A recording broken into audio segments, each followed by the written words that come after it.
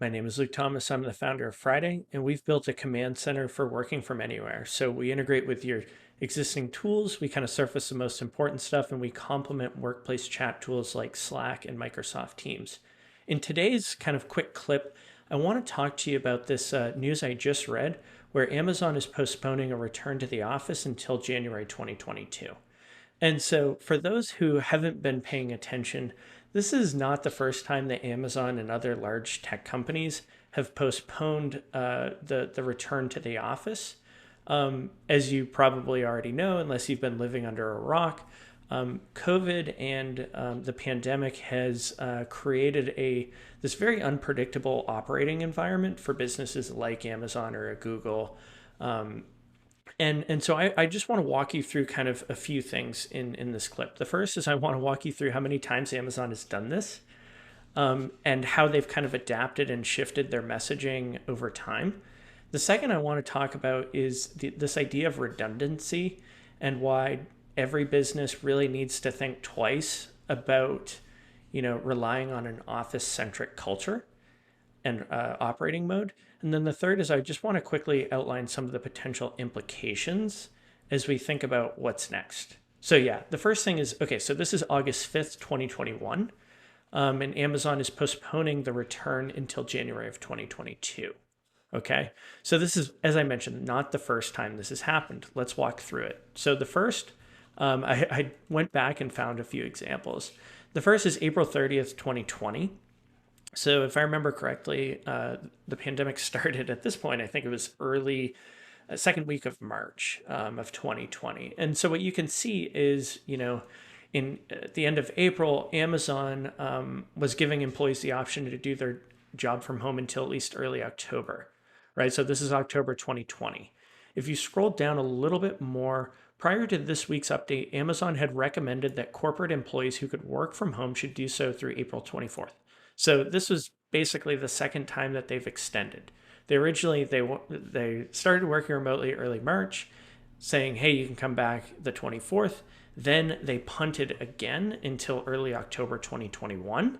Then in this other article, July 15th, 2020, they punted into January 2021, which to date, at the time of recording, 8 months ago.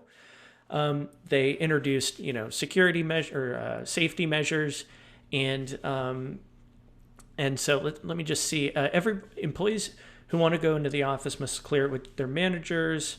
They've implemented temperature screenings, physical distancing measures, and sanitization practices. So keep in mind, July 15th of last year. Now we go into October 2020. So fast forward, 2 months or so?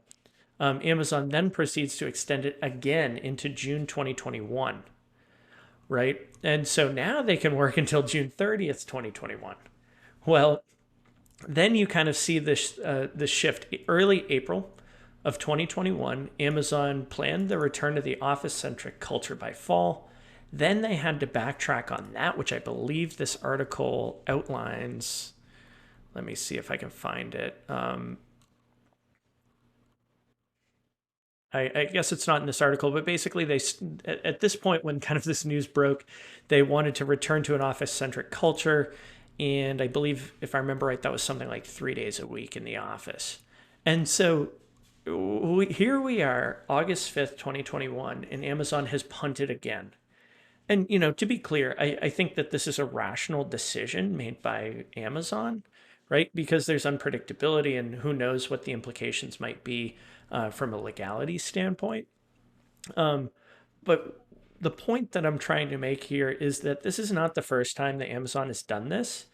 And if you think about it, if you're trying, and I'm not in a place to critique Amazon, but like just thinking about this at the surface level, if you are running a business and you're not producing a widget, right? If the work or the production happens by people like doing work in their heads and writing code and running the business, you don't want to create unpredictability with those quote unquote assets, the people, right? And I don't want to compare people to being an asset, but that's kind of the reality here is that what you're doing is you're creating unpredictability in the system by continuing to postpone, by continuing to postpone. Another thing I really would like to point out is this idea of redundancy. So I remember early in the pandemic, there was a lot of conversation, especially when we couldn't get masks like those N95 masks. There was this idea of, hey, like just in time inventory and like shipping things across the world is great until you run into these bottlenecks. And these bottlenecks we've been experiencing for months at this point. And so, what a lot of, I would argue, some of the smart companies did was they onshored some of their manufacturing or their production to eliminate those potential risks or to reduce the potential risks, right? And I think this is going to happen, or this needs to happen for businesses like Amazon as well. You can't build a predictable machine of a business if you keep doing this because you're setting an expectation with your employees. You continue to punt. You're kind of leading your employees along, hoping that they don't go find a job elsewhere or that they believe you. And the longer this happens, it's like the boy who cried wolf, right? The more you say it, the more people don't believe you. And so, this is just not a this does not seem like a sustainable way to run a business.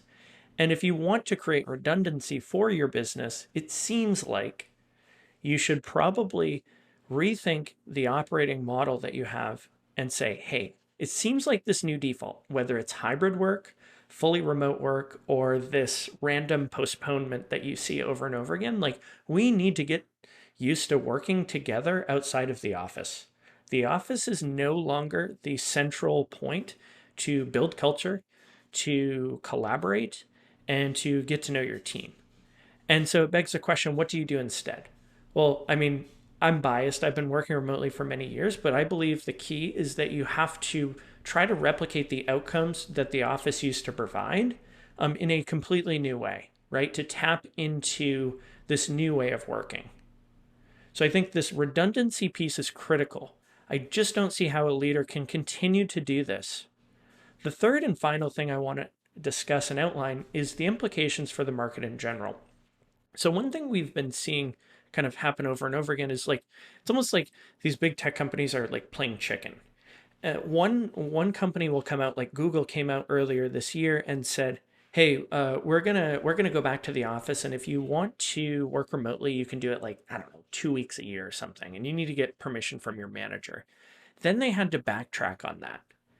And what I can guarantee you is that every other big tech company who competes for the same talent pool was kind of thinking about how they would respond to that scenario.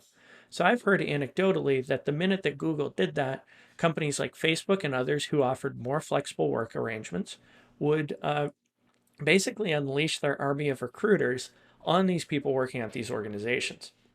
And so what this means to me, how I interpret this, is a couple things.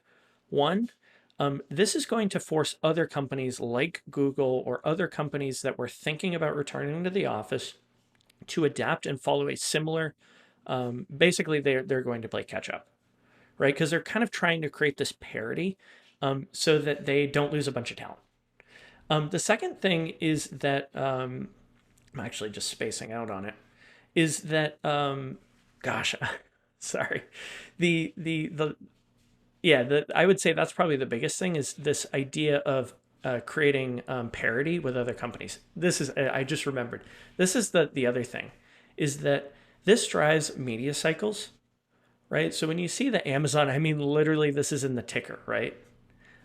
Maybe it's not in the ticker. Maybe this is just the title. But the basic idea is that there's a narrative that is driven based on articles like this. And so this narrative drives a lot of other companies, like smaller companies, how they adapt and how they strategize. The reality of the situation, there's a ton of CEOs and leaders, and especially people in HR, that basically kind of try to pattern match. If they see something in the news, oh, hybrid work is the new hot thing. Great, let's do that. There's not really a huge amount of intention here. And so companies are kind of continuing to punt this decision. And unfortunately, it's creating this environment for employees where they can't really, like, there's no predictability here. And so this media narrative will continue to persist apparently until January 2022. So anyway, I hope this was useful, but I think that, this is, this just doesn't feel sustainable. Anyway, I hope this was interesting. If you have any questions or comments, feel free to shoot me an email, luke@friday.app. Thanks.